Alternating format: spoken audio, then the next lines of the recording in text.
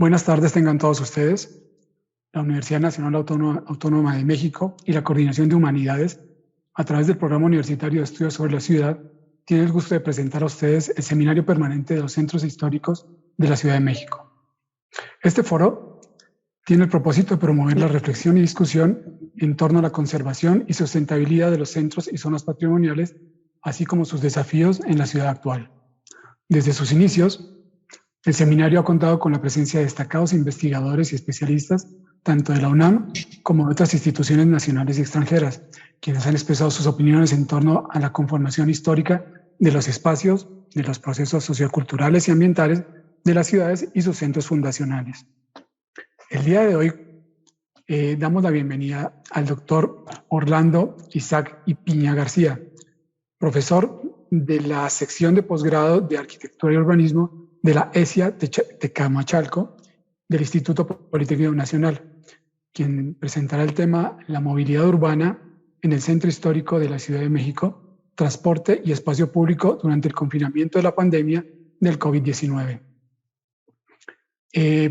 Para los comentarios de la ponencia del doctor, nos acompaña la maestra Sheila Espinosa Cortés, quien es investigadora de la Universidad Autónoma Metropolitana Xochimilco.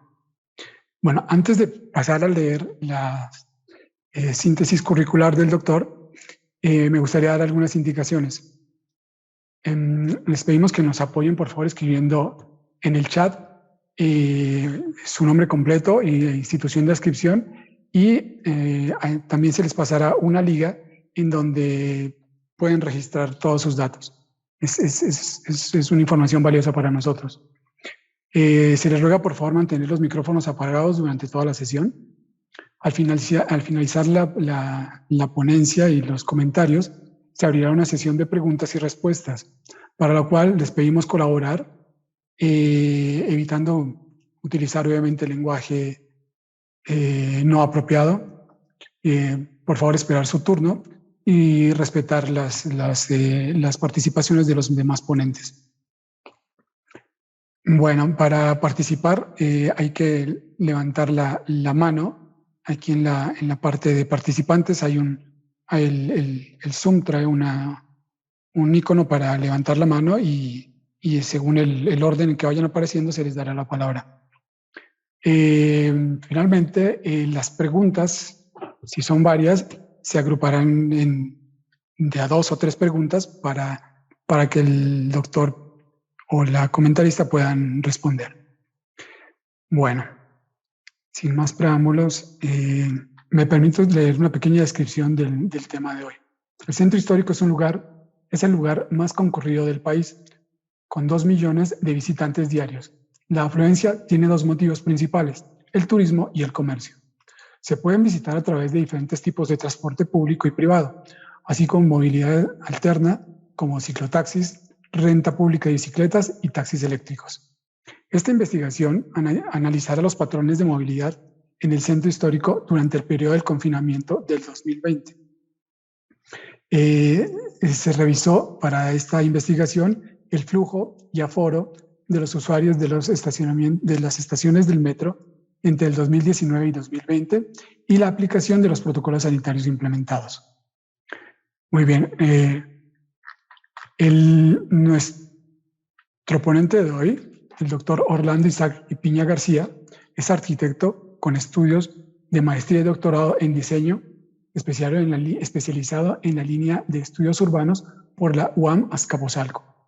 En el 2017 realizó un postdoctorado en esta misma temática en la ESIA Tecamachalco del Instituto Politécnico Nacional.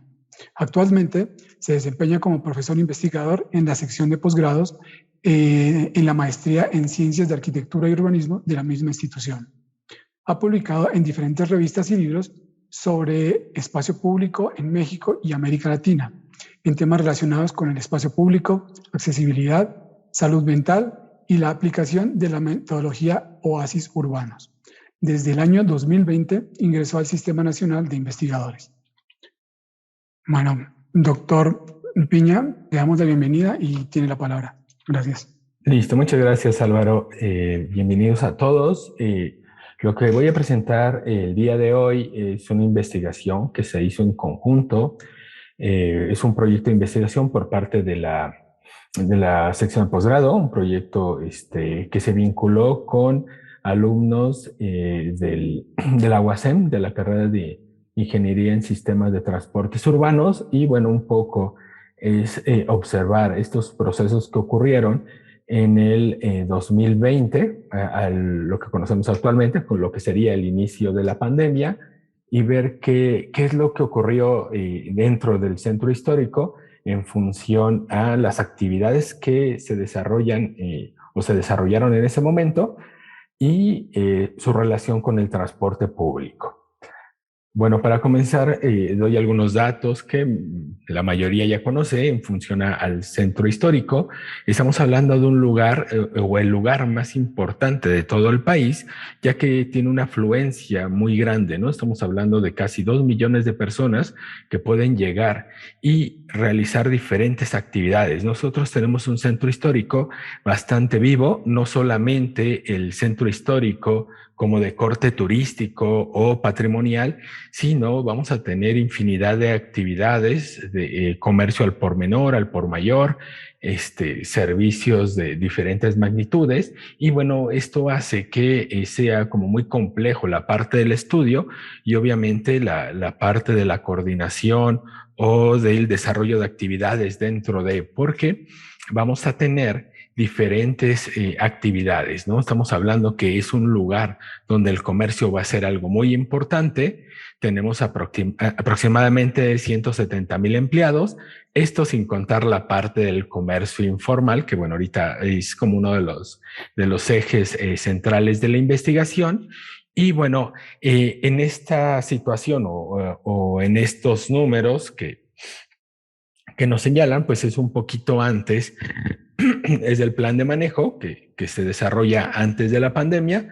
Y bueno, llegamos al 2020, ¿no? Entonces todos sabemos que a partir del 2020 cambia completamente a nivel mundial las relaciones dentro de las ciudades y principalmente en el espacio público, bueno, por el desarrollo de una pandemia que se da en Wuhan, China, y bueno, se empieza a esparcir por todo el mundo, generando una situación bastante crítica, principalmente por su alto nivel de contagio que se genera entre los diferentes personas, ¿no? Que tienden a estar cerca de ellos y a intercambiar, ¿no? Estas partículas. Entonces, esto va a llevar a varias medidas implementadas por la OMS y que principalmente se van a desarrollar o se van a centrar en la parte del confinamiento y en la parte del resguardo, digamos que de manera general. Pero, ¿qué es lo que pasa en nuestro país y principalmente en América Latina? Bueno, tenemos una serie de actividades que impiden muchas veces poder cumplir con esta primera parte del confinamiento. Y bueno, aquí hay que enmarcar que el centro histórico pues es como muy complejo en cuanto a darle el seguimiento o a generar un padrón, perdón, sobre los diferentes vendedores informales que hay o forman parte de las actividades cotidianas que hay en el centro, ¿no? Entonces, en este caso, pues hay un registro que puede variar de los 30,000 a los 500,000. Si ustedes ven, es demasiado. O sea, no se puede tener un registro exacto del comercio informal dentro del centro histórico por las diversas situaciones en cuanto al manejo de las personas, a la afluencia, al hecho de que esto va cambiando en función a temporalidades, a fechas en específico. Entonces, el comercio informal va a ser una de las actividades que va a generar una movilidad interna dentro del centro histórico y de alguna manera también va a generar que sea el destino de muchas personas que provienen de dentro de la ciudad, dentro de la zona metropolitana y muchas veces desde el interior de la República, que vienen a adquirir productos al por mayor para la venta posterior en sus comunidades o en sus localidades. Ahora, para hablar sobre el centro histórico, un poco es ubicarlo y vamos a irnos centrando en el tema de la movilidad. Va a ser uno de los, pues es la parte, es el corazón de la Ciudad de México y bueno, van a encontrarse varias formas de transporte público para poder acceder a este lugar, ¿no? Las más antiguas serían las líneas del metro, el sistema de transporte metropolitano. Vamos a tener estos cuadrantes donde la línea 1, que es la rosa, es lo que nos va a ubicar al sur del centro histórico y bueno, vamos a ir enmarcando, ¿no? Lo que sería la parte de nuestro objeto de estudio, que serían las estaciones Valderas, Salto de Agua, Pino Suárez y bueno, un poquito más hacia su derecha estaría la Merced, ¿no? Que sería un poco el primer cuadrante. La línea 2 es la línea azul, la que atraviesa completamente el centro, desde Hidalgo, pasando por Bellas Artes, Allende, Zócalo y Pino Suárez. La línea 3 se encuentra en el perímetro poniente con Valderas, Juárez, Hidalgo. La línea 8 atraviesa por Eje Central, Garibaldi, Bellas Artes, San Juan de Letral, Salto de Agua, y la línea B, que va a Ciudad Azteca, llega a Garibaldi, Lagunilla y Tepito. Okay, entonces, ustedes pueden acceder por el metro y se vuelve una de las alternativas más viables dentro de la movilidad perimetral y, bueno, en el caso de Allende el Zócalo, pues ya sería dentro del corazón del centro histórico. Otro transporte público que vamos a tener presente sería la línea 4 del Metrobús. Esto se divide en dos rutas, la ruta norte, que atraviesa por Venezuela, y la ruta sur, que pasa por El Salvador y San Pablo, y es la que nos permite llegar directamente a la parte de la Merced. Estas líneas del Metrobús también se conectan directamente con la terminal del aeropuerto, ¿no? La terminal aérea, y bueno, esto ayuda a la afluencia turística y durante este periodo de la pandemia también se generó otra ruta alternativa que te lleva hasta Pantitlán, ¿no? Para desahogar un poquito el metro con las nuevas modificaciones y los nuevos proyectos que se están realizando de rehabilitación en la línea 1. Existe también, obviamente, el transporte público por medio de microbuses, principalmente. Las rutas pues van a ir variando y pues se encuentran muy cerca de lo que sería el eje central, y algunas atraviesan de oriente y poniente, ¿no? Entonces, si ustedes ven, es muy fácil llegar al centro histórico de diferentes partes de la ciudad por medio del transporte público. Además, encontramos diferentes tipos de estacionamiento, y tenemos ya algunos otros tipos de movilidades, como en el caso del uso de la bicicleta, la ecobici, que serían estas estaciones que se alcanzan a ver, y bueno, la implementación de ciclovías, que es lo que ustedes observan en las líneas verdes continuas, y bueno, señalé con líneas punteadas una ciclovía, un pedacito que se hizo sobre 5 de mayo durante el periodo de la pandemia, y bueno, hay un carril compartido con el, con el transporte público sobre el eje central. ¿Okay? Entonces, vamos a tener un lugar muy complejo en función al transporte público, porque vamos a tener mucho. O sea, mover a estas 2 millones de personas van a hacer que se generen un montón de rutas, de alternativas. Aparte tenemos el taxi, aparte tenemos los taxis ecológicos y bueno, obviamente también la posibilidad de entrar e ir caminando dentro de los recorridos de la misma ciudad. Pero, ¿qué es lo que ocurre? ¿Cuál sería la problemática central? Bueno, empezamos con las diferentes acciones que se realizan. El 17 de marzo nosotros entramos, bueno, más bien el gobierno aplica un plan y, bueno, genera las primeras medidas para poder enfrentar, digámoslo de esa manera, la parte de la pandemia. Entonces, se genera un primer acercamiento, un semáforo rojo, bueno, que sería más como el confinamiento inicial. Entonces, se le pide a la población no salir, generar actividades a distancia y bueno, se da un primer acercamiento, ¿no? Entonces, para empezar a centrarse ya en los protocolos sanitarios y generar un proyecto mucho más amplio.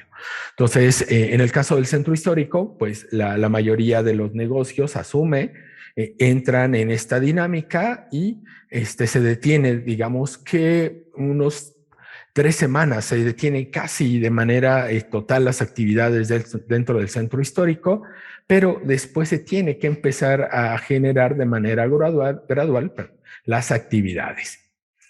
Ok, ahora, ¿qué es lo que ocurre? ¿Cuál sería el primer problema que se enfrenta dentro del caso de estudio? Y tiene que ver la parte de la informalidad y la manera en que nosotros también enfrentamos la parte de la pandemia, ya digamos como país, ya no siguiendo las medidas de la OMS, que nos pide confinamiento, pero se vuelve muy complicado en un país donde el 56.8% de las personas que trabajan se dedican a este sector informal, ¿no? Entonces vamos a tener ese problema. ¿Cómo quedarte en casa si tienes que salir a trabajar? O sea, ese es el principal problema.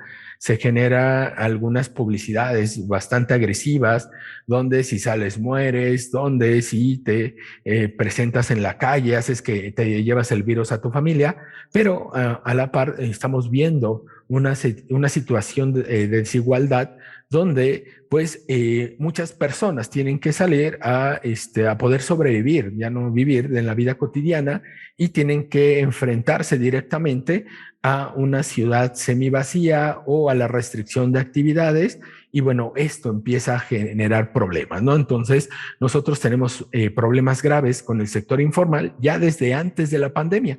Esto genera que se tiene que buscar alternativas y bueno, estos problemas pues tiene que ver o repercute directamente desde la falta de protección social, o sea, muchas personas no cuentan con un servicio médico y bueno, se podría decir que fueron atendidos en caso de que les dieran COVID, pero medicamentos o secuelas post-COVID, pues ellos tendrían que seguir buscando la manera de atenderse.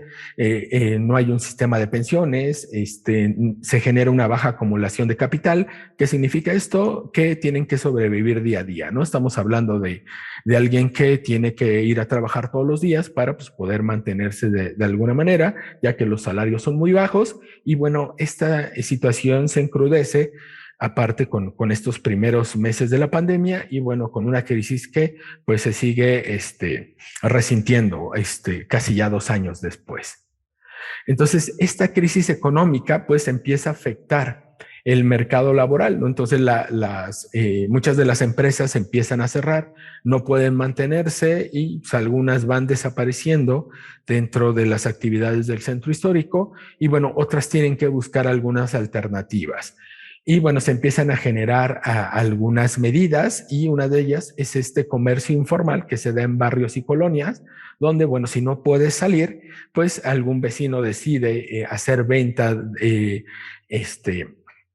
barrial y bueno, esto ayuda a que se genere de alguna manera algún tipo de recurso, pero pues, para poder vender algo, pues tienes que comprar ese algo, ¿no? Tienes que conseguir esa mercancía y pues la manera de conseguirla más económica es trasladándote a los negocios del centro o yendo a la Merced o yendo a la central de abastos, ¿no? Entonces se tiene que empezar a generar una afluencia de este comercio informal que va a permitir a muchas familias generarse recursos, ¿no? Y bueno, aquí cabe un poco un fenómeno mal llamado, ¿no? Y algunas veces minimizado de las mujeres que empezaron a generar estas propuestas de venta por aplicación o por teléfono y que entregaban en estaciones del metro, ¿no? Por seguridad y que se conocen como las nenis, ¿no? Entonces, estas nuevas alternativas de generarse recursos, pues alimentan de alguna manera esta parte de la movilidad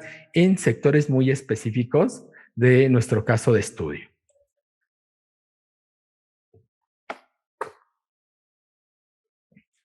Ahora, para poder medir la investigación, ahorita explico un poco la parte del diseño, es una investigación mixta y bueno, vamos a ir viendo la parte de los flujos, vamos a ver cómo se comportaba en este primer, digamos que en este primer acercamiento nos centramos en la parte del metro como uno de los transportes más importantes.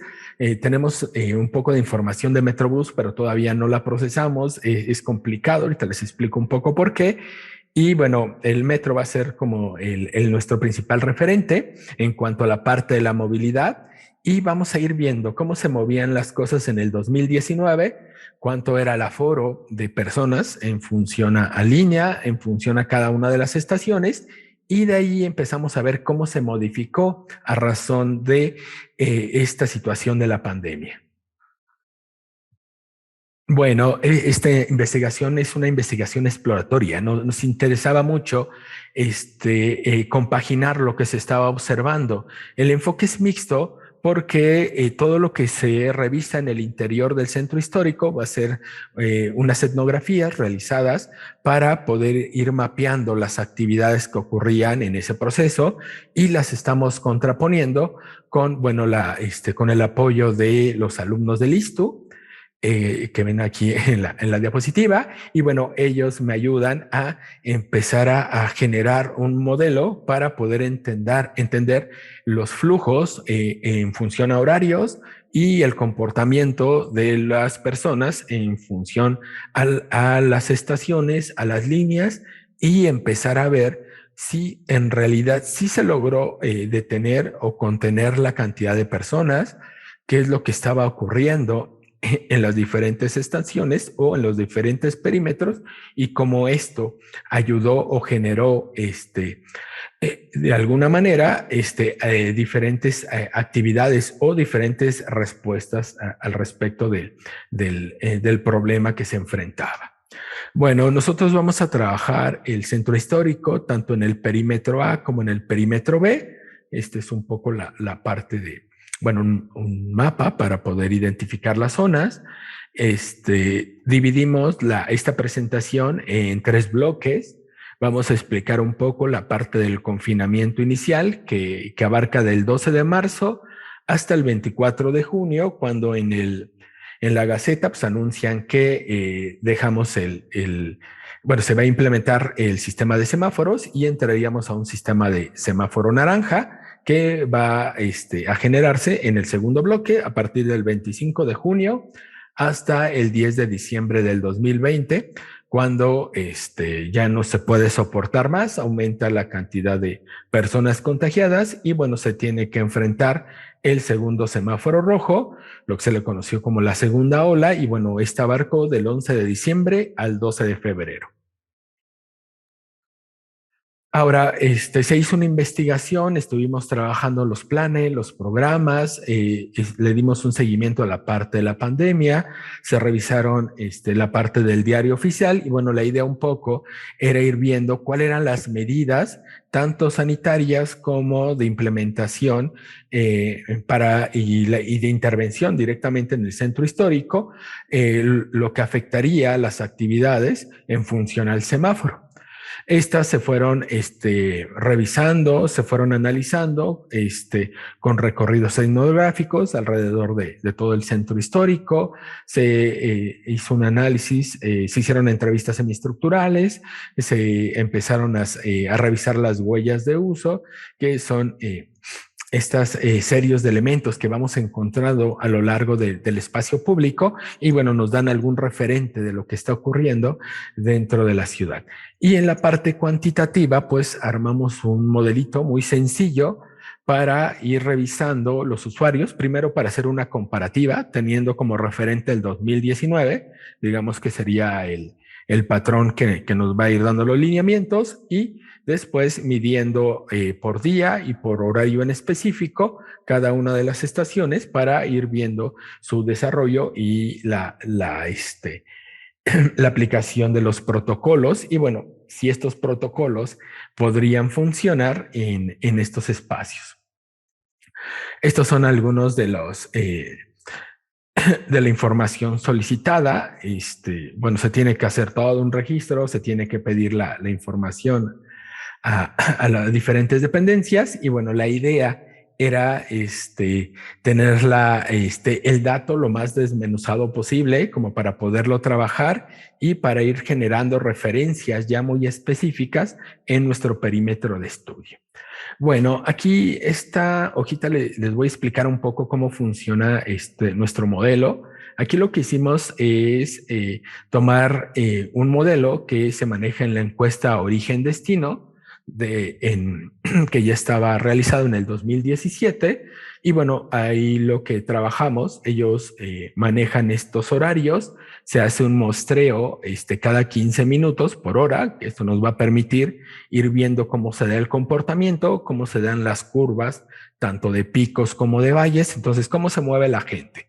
Si ustedes ven, pues va a tener una relación, es fácil, ¿no? Identificarlo. Los que vivimos aquí en la Ciudad de México, pues sabemos que entre las 7 y 9 de la mañana, pues va a haber un montón de gente queriendo entrar a la ciudad. Y bueno, a mediodía, 2, 3 de la tarde, también se genera un pico y ya después de las 6, ¿no? Se genera el pico más alto, que es la gente que se vuelve a trasladar a su casa, ¿no? Después de la jornada laboral.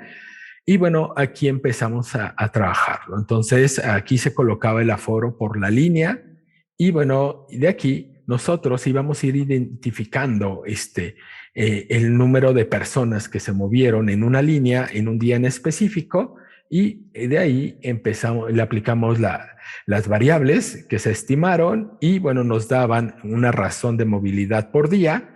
Después checamos, en el caso de la línea 1, la movilidad o los intervalos se realizaron cada 2 minutos y en el caso de la línea 2, 3, se realizaron cada 3 minutos. La línea 1 es la que tiene menos, digamos, pasan más trenes debido a su fluencia y bueno, así fuimos variando en función a la movilidad de cada línea. Y bueno, aquí tenemos un poco en función a las propuestas de aforos, cómo funcionaría. Si ustedes ven en la parte de abajo donde dice aforo máximo, sería el aforo al que está diseñado los vagones. O sea, en un tren caben 1,530 personas. Ese sería como el aforo máximo.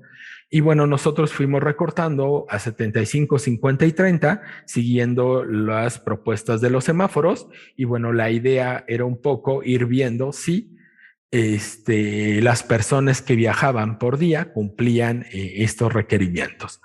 El ejemplo que están viendo ustedes en pantalla, pues es un día antes de la pandemia, o sea, el 6 de marzo. Y si ustedes ven bajo esta lógica, pues siempre estuvo lleno, ¿no? Entonces, 6 de marzo en la línea 1, día laboral, pues solamente a las 11 de la mañana, poquita gente, a las 5 o ya casi a las 9 de la noche, pues tendríamos los números más bajos, pero en general el metro viene siempre a su máxima capacidad. Estamos hablando de las personas que van unas pegaditas a otra. Ahora, tiene muchas limitantes este modelo. En primera, pues, no nos dio oportunidad o no tuvimos el tiempo o los recursos para hacer un modelo directamente sobre el metro, ¿no? Este es un referencial de cómo se mueve el transporte público en función a la cuesta de origen-destino, ¿no? Nos da números cercanos, pero digamos que no es muy preciso.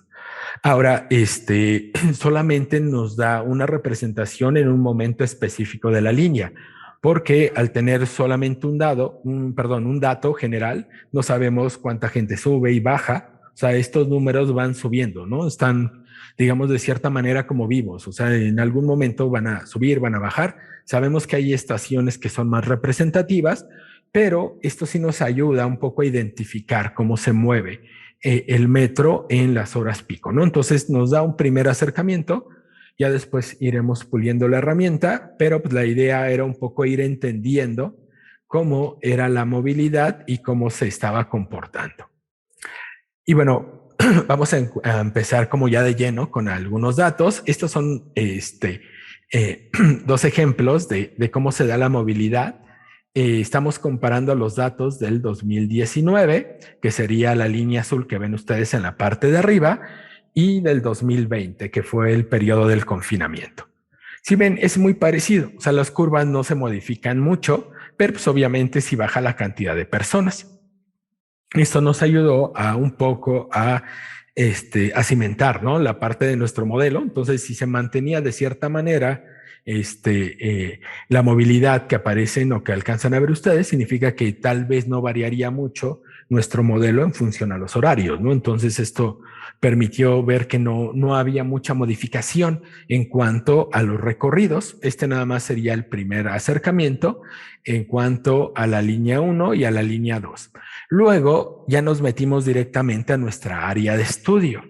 Aquí si ustedes ven si el comportamiento se ve mucho más llamativo, tanto en cómo comenzó los primeros bloques donde ven las líneas arriba, sería el 2019, se alcanza a ver cómo cae completamente a partir de marzo hasta junio, que sería la parte del confinamiento, y como algunos aforos ya no vuelven a crecer. Esto tiene que ver un poco con las propuestas, los cierres, como en el caso de estaciones específicas como Allende, Zócalo, que se hizo el cierre total, ¿no? O sea, no iba a bajar gente en esos lugares y bueno, vamos a tener afluencias interesantes, ¿no? En el caso de la Merced, si ustedes ven, es en la línea 1, es de color naranja, pues es la que tiene mayor afluencia, ¿no? O sea, baja muchísimas personas, se mueven ahí, aunque se da un valle que es cuando cierran la Merced, o sea, ya para mantener el control. Si ustedes ven ya para diciembre, que sería el semáforo rojo, ya no logra mantenerse, o sea, vuelve otra vez hacia arriba y ya tiene, no alcanza los mismos niveles que en el 2019, pero se mantiene, o sea, la Merced va a ser un foco muy importante en cuanto a la movilidad y bueno, ya lo vamos a ver más cerca en unos planitos que les voy a presentar. Y bueno, ocurre lo mismo con la línea 4 en el caso de Candelaria y Morelos. Si ven, tenemos una afluencia alta, o sea, sí existe el valle en los meses del confinamiento, pero va a la alza. Y en el caso de, perdón, en la parte de abajo es línea B, no 3. Sería la parte de Tepito. Igual tenemos el valle y otra vez va a la alza. Bueno, este sería el primer plano que les quiero presentar. Es un esquema para tratar de ir identificando cómo se daba el comportamiento al principio, ¿no? En 12 de marzo. Entonces, en este periodo vamos a tener algunas situaciones, ¿no? Se pide el cierre del comercio, de lo que sería actividades no necesarias. Y bueno, ¿qué es lo que se mantiene vivo en el centro histórico? Obviamente la Merced, al ser una central de abastos, un mercado, pues todavía sigue en funcionamiento total. Entonces toda la zona de la Merced, el comercio informal, lo que sería la venta de legumbres, de frutas, todo lo que se encuentra dentro de este apartado, pues sigue vivo, ¿no? Esto no reduce la capacidad, ¿no? Entonces de ahí tenemos la parte del sexo servicio que muchos identifican porque ya es una zona de tolerancia muy conocida en la parte suroriente, en lo que es Vidal Alcocer y bueno, San Camilito, ¿no? Esa zona se mantiene, ahorita vamos a ver qué ocurre un poco y bueno, todo lo que ven ustedes en verde, pues nos van a ir dando algunos lineamientos, ¿no? Que principalmente va a ser la parte de la calle donde se venden los medicamentos, va a ser importante, las panaderías y bueno, algunos mercados. Esto es lo que nos van a ir identificando en esta zona. En esta primera parte se sigue manteniendo el comercio informal, o sea, se reduce, pero sigue habiendo comercio informal, principalmente en Corregidora, va a ser una de ellas, se mantiene todavía en Vidal Alcocer, y principalmente en la parte oriente vamos a tener, y bueno, algunos negocios sobre Valderas. La mayor parte de las actividades dentro del centro histórico se cierran, y bueno, hay un periodo donde el espacio público es controlado. Se colocan rejas directamente sobre la Alameda, Madero y algunos otros espacios dentro de Garibaldi, ¿no? Entonces, se hace en una de las primeras medidas, bueno, es coartar, ¿no?, el espacio público recreativo para que la gente pues no vaya y no esté en esos lugares. Pero estamos hablando que sigue habiendo muchas actividades, entonces se generan algunos otros espacios, unos espacios públicos que serán como espacios tolerados, que sería la Plaza de la Solidaridad, aunque una parte estaba cerrada. Durante ese año, muchas personas van ahí a jugar ajedrez, van a jugar baraja, entonces ellos siguieron manteniendo su cotidianidad y bueno, quedaron aquí. Hay una pequeña plaza semipública que está por los juzgados. Esa también sirvió mucho para generar puntos de encuentro. En la calle de Gante también, y bueno, obviamente la Plaza de la Guirita va a ser también un punto de encuentro importante.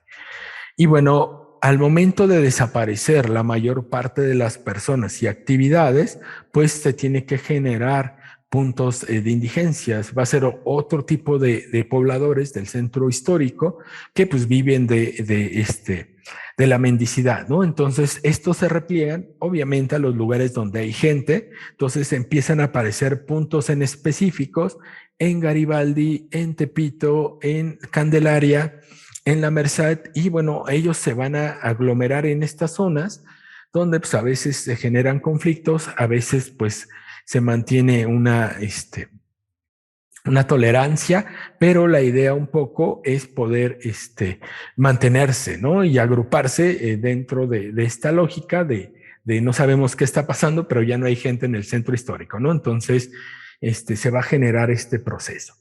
Y bueno, los números que están viendo ustedes ahí es la pérdida de aforo de las estaciones de estas zonas. O sea, si vemos en el Zócalo, que se alcanza a identificar porque está en medio del planito con una cruz, ahí vamos a tener la estación Zócalo.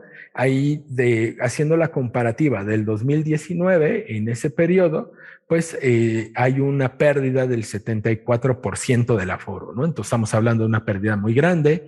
Lo mismo en Allende, Bellas Artes, y en estos puntos van a ser como la parte central. Entonces, la parte turística y la parte, digamos, más llamativa del centro histórico tiene un aforo del 25%, o sea, perdimos casi el 75% de las personas que llegan ahí. Pero si los comparamos con la parte comercial, que sería la parte norte y oriente, como en el caso del Tepito, se pierde el 56%. No, perdón, esa es la Lagunilla. Tepito es el que está en la esquina con el 71%, Candelaria el 54%, La Merced no pierde tanto, tiene datos del 46%, y bueno, estos datos nos van dando una idea de cómo este es el punto más crítico y cuando tenemos la menor cantidad de población que trata de entrar a realizar alguna actividad en el centro. Bueno, en esta primera parte, esta restricción de actividades, pues lo que hace es invisibilizar a varios actores que tenemos en el centro histórico, ¿no? Entonces, uno de ellos es la indigencia. Pues no hay un programa, está más preocupado el Estado, ¿no?, por atender, digamos, al grupo mayoritario. Entonces, la indigencia no encuentra alguna manera. Hay varios comedores, tanto por parte de la Iglesia Católica como de algunas instituciones, y todas son cerradas. Entonces, de pronto ya no encuentras manera o lugares donde ir a comer. Ya no hay tanta gente que te pueda facilitar una moneda, ¿no? Entonces ahí hay una crisis. El segundo grupo, en función a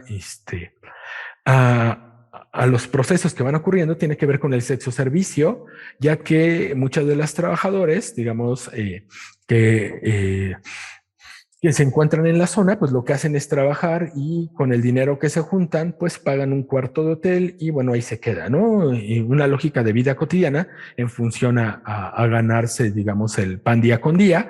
Entonces, al momento de no tener clientes y al momento de cerrar actividades, pues ellos ya no se pueden quedar en hoteles, ya tampoco llegan a tener recursos, reciben un poco de apoyo de la Brigada Callejera, que va a ser una ONG muy cerquita de la Merced y de la Candelaria, y bueno, tratan un poco de sobrevivir, pero muchas llegan a una situación de indigencia debido al cierre total. Lo mismo ocurre con artesanos y grupos indígenas que se dedican principalmente a la venta de artesanías, más bien generalmente en el comercio informal, ¿no? Entonces no hay comercio informal porque no hay clientes, no hay personas que vayan y pues también generan esta foto que ven ustedes en la parte de abajo, se colocó en el Zócalo, ¿no? Entonces, un poco es para visibilizarse y otra es también para pedirle a la ciudadanía que pues pudieran intercambiar, ¿no? Intercambiar artesanías por despensa porque pues la situación está muy crítica y bueno, esto genera algunas de los problemas que enfrenta el centro histórico en la primera etapa. Lo mismo ocurre con los músicos que iban a los restaurantes, a los bares, obviamente los mariachis de Garibaldi, y los artistas urbanos de Madero, de Hidalgo, de 16 de septiembre, pues enfrentan la misma situación. Entonces, en el caso de los artistas urbanos, pues no hay como mucho seguimiento, salvo los que viven cerca de ahí, pero es bastante común que los mariachis sí vivan muy cerca del área de estudio, entonces ellos tienen que buscar algunas alternativas y lo que ocurre es que tanto artesanos, mariachis, músicos y artistas empiezan a hacer recorridos principalmente a la parte de comercio, ¿no? Entonces vamos a encontrar a una serie de actividades que se van aglomerando en la Plaza de la Aguilita, sobre Corregidora, y bueno, vamos a empezar a ver ya mariachis que literalmente van cantando en la calle y van solicitando el apoyo de la gente, ¿no? En estos primeros 3 meses. Ahora el comercio formal pues tampoco lo vio pues tampoco tuvo muchas posibilidades, muchos cerraron. Esto significó pues el despido de muchas personas o mantener algunas de ellas. Y bueno, se generaron algunas alternativas, ¿no? En este periodo, pues para tratar de sobrevivir, una de ellas es la venta con cortina abajo, ¿no? Entonces tenemos como ejemplo la foto de abajo, donde vamos a tener algunos vendedores que van a estar así con su sillita afuera del local o van a estar en otras calles y bueno, un poco es la dinámica. Si han ido al centro y han estado en Madero, de los que te están invitando a los talleres para cambiar de lentes, sería un poco la dinámica que se fue dando en las estaciones que estaban abiertas, muy cerca de su zona de estudios, ofreciéndote papelería, ofreciéndote libros, ofreciéndote lentes y bueno, todas las diferentes productos que se ocurrían en el centro, ¿no? Entonces esa era una alternativa. Se empezó a generar carteras de clientes por medio de aplicaciones, la utilización de WhatsApp se volvió bastante útil, tanto para empezar a generar y a mandar información, ¿no? Se empezaron a generar catálogos en línea y bueno, esto hizo que fuera una alternativa mucho más fácil, ya que podías tú pedir por WhatsApp, solamente llegaban, recogían y se lo llevaban, ¿no? Era una buena alternativa. En el caso de la Plaza de la Belleza, como ya no les permitían la ubicación, la venta dentro del producto, lo que hicieron fue desde sus automóviles o desde las motonetas, empezar a colgar el producto, ¿no? Y literalmente se vendía en los carros para pues, poder tener algo de venta. Otro problema fue que una de las medidas fue que no estuvieran abiertos ni restaurantes ni fondas, sino todo era para llevar. Pero el problema es que si tu local está cerrado, si no hay espacio público, si no hay un lugar donde tú puedas comer, entonces ¿dónde comes, no? Entonces, eso lo que generó fue lugares clandestinos, o sea, cocinas cerradas donde solamente a vecinos o a trabajadores que ya conocías les permitían el acceso, ¿no? Para poder comer ahí, porque si era una alternativa bastante agresiva, ya que pues te cierran los parques, no te dejan comer en tu lugar y pues no había lugar donde poder consumir tu comida, ¿no? Menos en el local, que en teoría debería estar cerrado. Entonces, estas fueron algunas alternativas que se analizaron y se identificaron dentro de este proceso. Y bueno, una que se me hizo bastante ingeniosa fue la utilización de fachadas. O sea, de pronto negocios aparecían como abarrotes.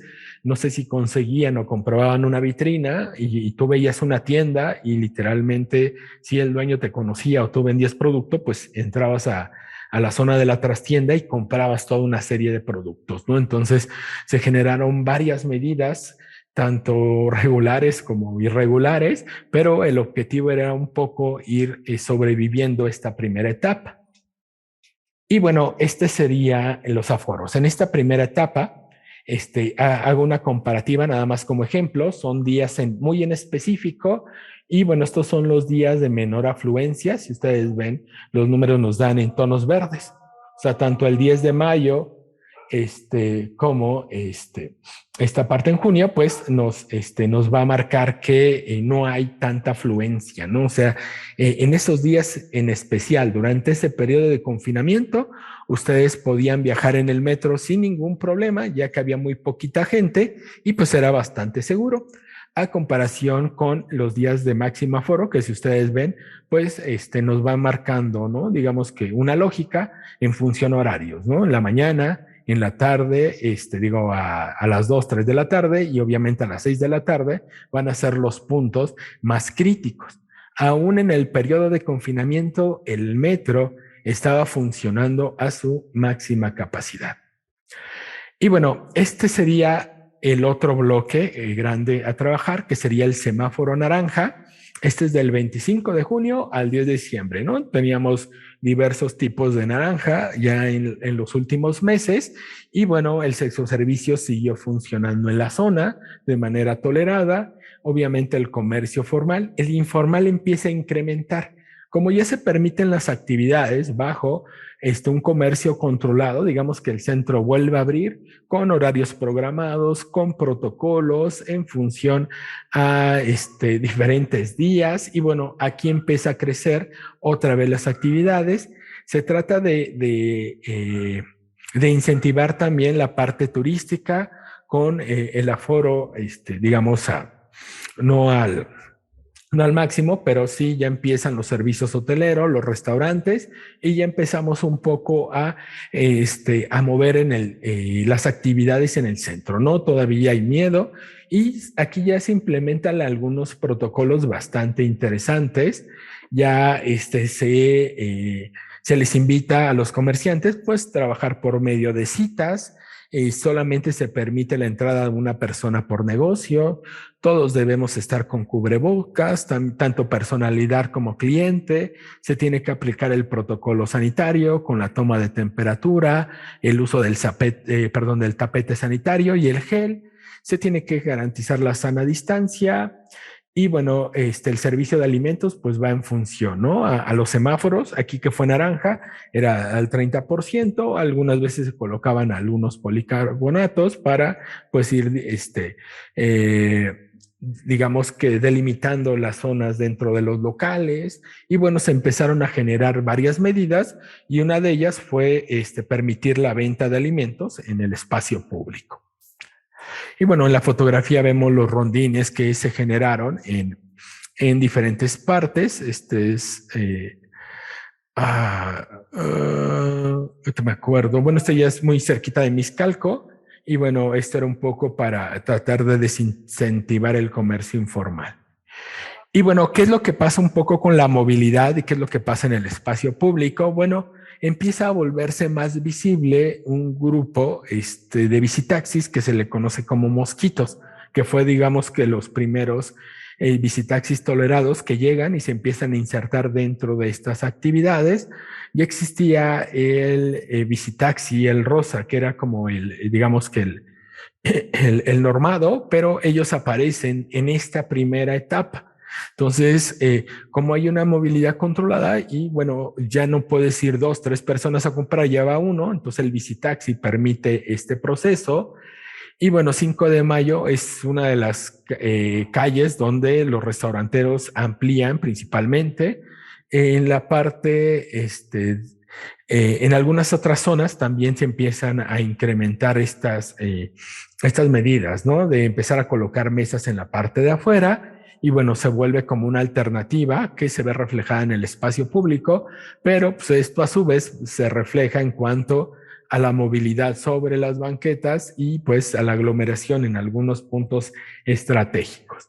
Aparte de esto, bueno, en el caso de la línea 4, del Metrobús, anterior a la pandemia, era bastante común que en el periodo decembrino, que es el de mayor comercio, se generara una ruta de taxis también tolerados. O sea, no, obviamente no hay una línea sobre el Metrobús que permita eso, pero eso permitía la afluencia de mercancías y de productos. A partir de este momento, del semáforo naranja, los taxis ya se empezaron a volver más cotidianos y bueno, el comercio informal empieza a crecer principalmente a partir de octubre, ¿no? Entonces, la venta para las festividades de fin de año, Día de Muertos, empieza a generar una mayor afluencia, regalos, la venta de ropa, en la venta de papelerías y obviamente del comercio en general. Y bueno, esta fue una de los planes y proyectos. Pues la idea era generar nuevas calles peatonales. Si ustedes todavía, cuando vayan al centro histórico, se van a dar cuenta que hay algunas líneas amarillas. La idea era ampliar un poco la banqueta. En este momento se generó venta por días de la semana. Unos días iban a abrir algunos locales, los pares, luego los nones abrirían otro día y bueno, se generaron varias herramientas y varios instrumentos para poder generar alternativas, ¿no? Que no hubiera tanta aglomeración de personas y buscar también ya incentivar y activar nuevamente la economía que se veía afectada por esos 3 meses.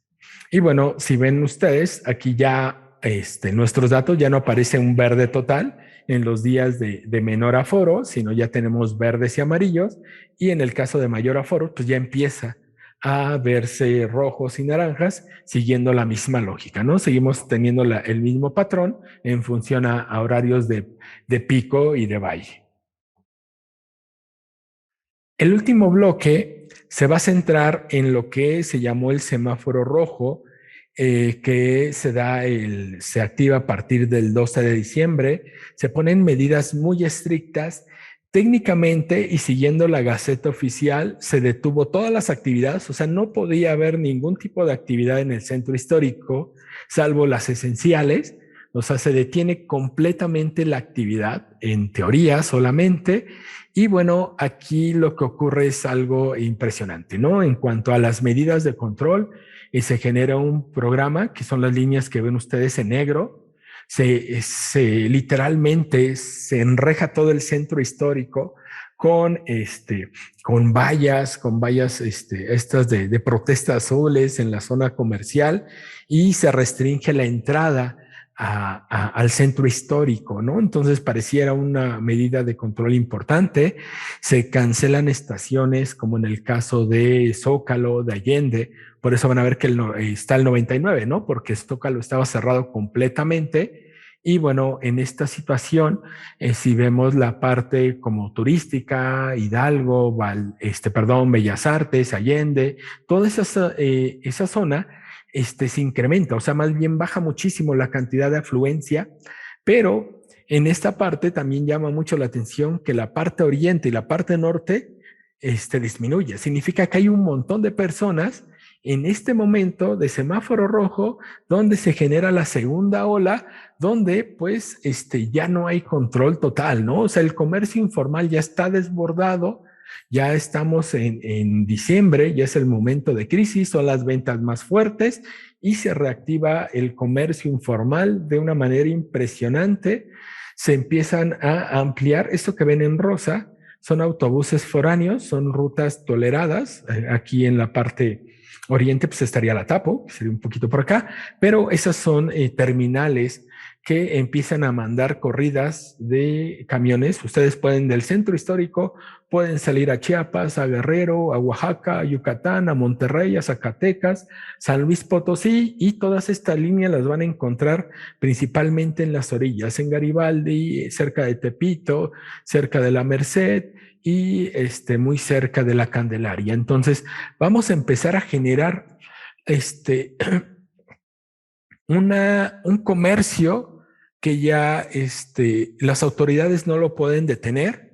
O sea, ya aquí ya ya el comercio ya se apodera completamente de toda la parte oriente del centro histórico, y bueno, esto genera también que la gente empieza a desbordar principalmente todas estas zonas porque tiene que llegar. Entonces, aunque cerramos estaciones, pues se buscan alternativas, y pues una de ellas va a ser Pino Suárez. Entonces, los metros que se van a encontrar, o las estaciones del metro que se encuentran en la parte oriente, son las que van a tener mayor afluencia, y va a ser una manera para poder entrar.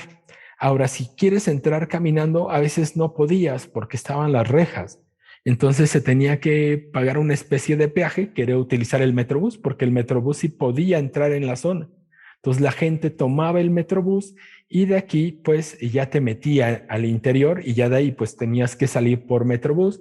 Eso generó obviamente una aglomeración en cuanto al transporte del Metrobús, que era lo único que estaba en esa zona, y por la cual también es importante estudiarlo, y pues obviamente los flujos en estas situaciones. Si ustedes ven, sí hay una enorme diferencia. O sea, aquí ya de un 60 o que teníamos, ya baja un 38 a un 33. Entonces estamos hablando de miles de personas que iban entrando diariamente por la parte comercial del centro histórico. Y bueno, estas son las medidas. O sea, lo que dice la Gaceta es que los perímetros A y B queda completamente cerrado, incluidas las esenciales, y solamente la venta de alimentos y farmacias y hospedaje, ¿no? Con los porcentajes mínimos. Y bueno, la Secretaría de Movilidad da estas medidas, ¿no? Dice, vamos a hacer cierres parciales en vialidades, en pasos peatonales, y el objetivo es que no entre la gente.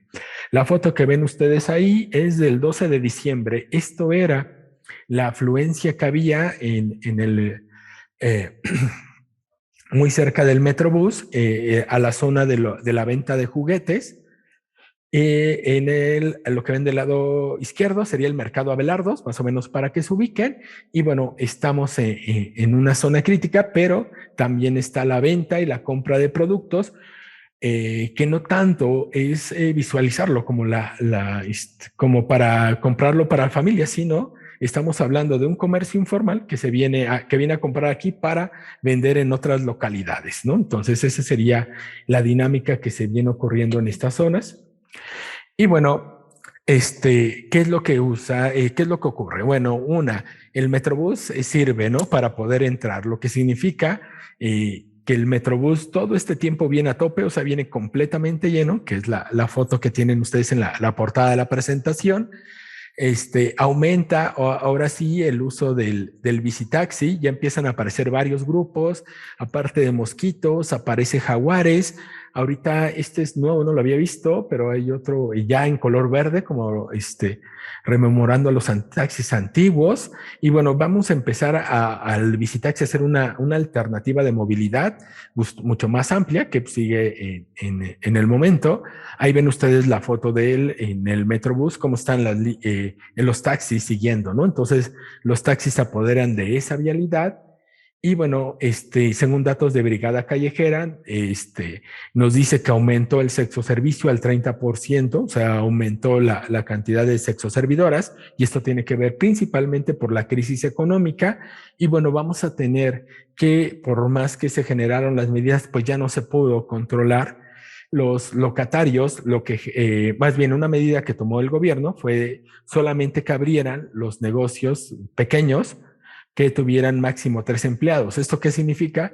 Que pues la mayoría, en lugar de señalarse como negocio grande, lo que hacían era despedir a la gente o mandarla a trabajar al comercio informal, a locales en la calle, pues para poder cumplir con esta norma y poder abrir, ¿no? Entonces se generó un despido dentro del comercio formal para poder abrir, ya que no podían tener muchos empleados y tener negocios de menor tamaño, ¿no? El objetivo era seguir vendiendo en estos momentos. Y bueno, este sería los aforos. Si ustedes ven, que queda acá arriba sería el 1 de enero, pero en las demás fechas vamos a tener ya colores rojos, colores naranjas y amarillos, ¿no? Entonces, el aforo se dio de manera continua, nunca se detuvo en esta zona. Y bueno, ¿qué es lo que observamos? Ya para cerrar la presentación, tomamos de un artículo, el Instituto Nacional de Salud Pública empezó a investigar, investigaron casi, eran como más de 200 artículos, de ahí ellos lo fueron limitando en función al caso, y bueno, se centraron en 13 manuscritos que hablaba sobre infecciones respiratorias en el transporte público. Y bueno, encuentran 3 datos que se me hacen de suma importancia en esta investigación. Uno de ellos es que si ustedes viajan en el transporte público, hay un 54% de probabilidad que ustedes se contagien de influenza. Si ven, el estudio es en el 2014, pero las características en cuanto al COVID son muy parecidas. Entonces significa que sí hay posibilidad de contagio. Es más, posiblemente el porcentaje es mayor, ya que el COVID es mucho más, tiene un mayor alcance dentro de esta parte. Entonces, en el caso de Furuya, que es otro investigador, él dice que sí es importante la densidad de personas, pero lo más importante son los tiempos. Entonces, él dice que pasando de 30 minutos, aunque todos llevaran cubrebocas, aunque nadie hablara, la misma respiración, el mismo dióxido de carbono y la misma situación haría que fuera también muy alto el nivel o la probabilidad de contagio. Entonces, él recomienda que nos moviéramos en un transporte con tiempos no mayores a 30 minutos. Y bueno, en la última etapa dice, bueno, ¿cómo sería la parte de la ventilación? Ahora, si abrimos las ventanas, se ventila. Pues sí, pero en realidad la ventilación es horizontal. Significa que si hay una persona enferma, lo que están haciendo es enviando los virus puede ser de izquierda a derecha o derecha a izquierda, ¿no? Entonces ellos aconsejan una ventilación vertical, pero esa no es muy común. Esa es más común en el sistema ferroviario o en los aviones, donde el aire acondicionado sale arriba y los extractores están abajo, pero en el transporte público no tiene esta situación. Entonces, digamos que en el caso más crítico, pues sería la ventilación natural, no es la más apropiada, pero es mejor que el cierre total del transporte. Y bueno, esto ya en función, o sea, al final, lo que analicemos en el centro histórico, pues nos llevó a una pregunta más grande, y es qué pasa con la movilidad del centro, con la movilidad más bien de la zona metropolitana. O sea, ¿cómo podemos nosotros generar esas alternativas? O sea, la OMS nos dice que usemos bicicleta, que viajemos menos de media hora, que si ven los modelos de los programas, pues no debe ir ninguna persona de pie y debe ir una persona sentada a un lugar vacío y así entrecruzado. O sea, las normas pues suenan bastante interesantes, suenan bastante, están bien planteadas, pero no son factibles en una ciudad donde tenemos 22 millones de habitantes y donde tenemos esta dinámica. Entonces, al final de cuentas, creo que algo que deja esta primera investigación exploratoria, y algo que me preocupaba más, es que cuando empecé a analizar el documento de entrada que tienen todas las instituciones médicas cuando una persona tiene COVID, no se les pregunta si utilizan el transporte público. O sea, esa no es una pregunta trascendental. Las preguntas trascendentales tienen que ver en origen-destino.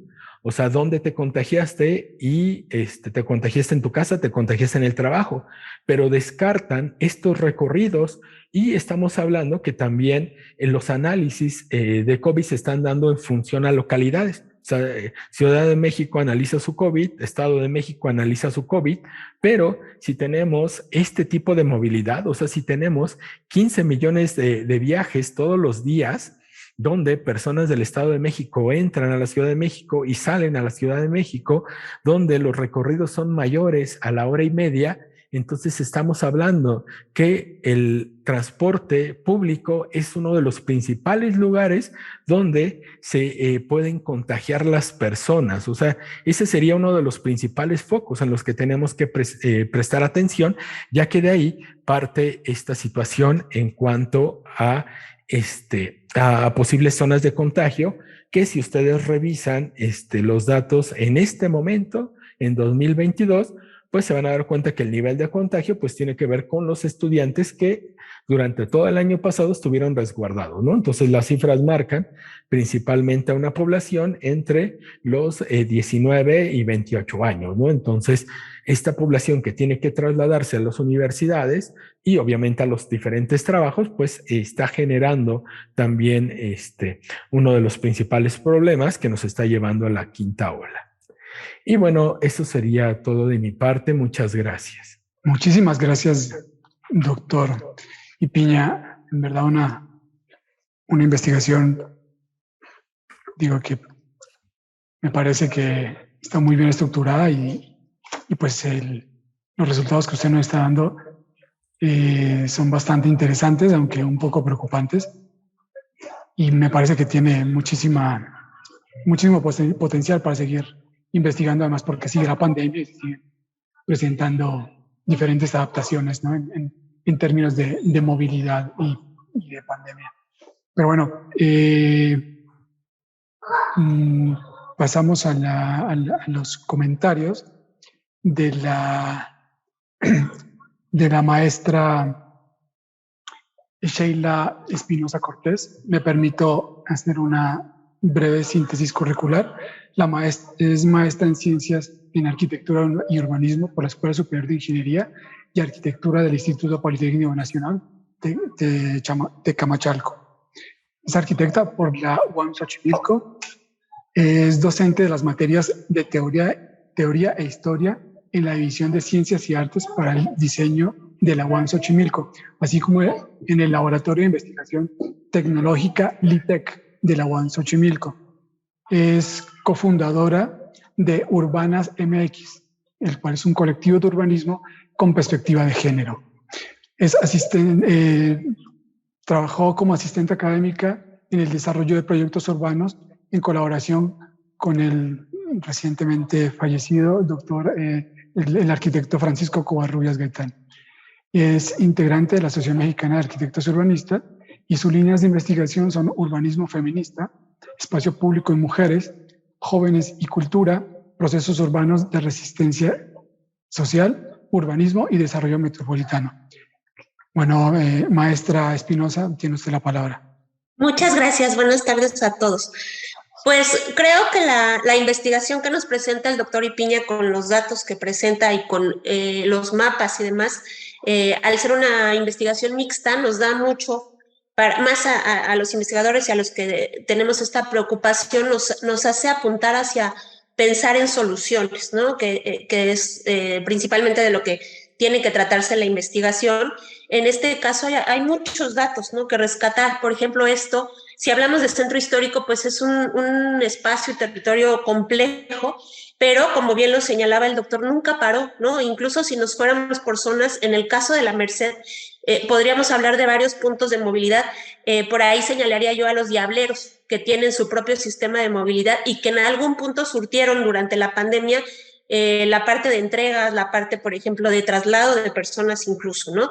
Estos puntos que fue señalando, por ejemplo, el de indigencia, particularmente, bueno, yo vivo en el centro histórico en Garibaldi y observaba, ¿no?, durante la pandemia que estos puntos, por ejemplo, de indigencia, no era casualidad que se traslaparan con otros puntos, por ejemplo, de entrega o con estaciones del metro, ¿no? Entonces, apuntando hacia estas soluciones que tenemos que ver, creo que es importante o muy importante destacar, por ejemplo, la disposición de los habitantes, ¿no? En el caso de lo que señalaba el doctor Ipiña, durante estos 3 meses de inicio de pandemia, lo que se destacó fue como la autogestión de parte de los habitantes fue la que en algún momento logró, ¿no?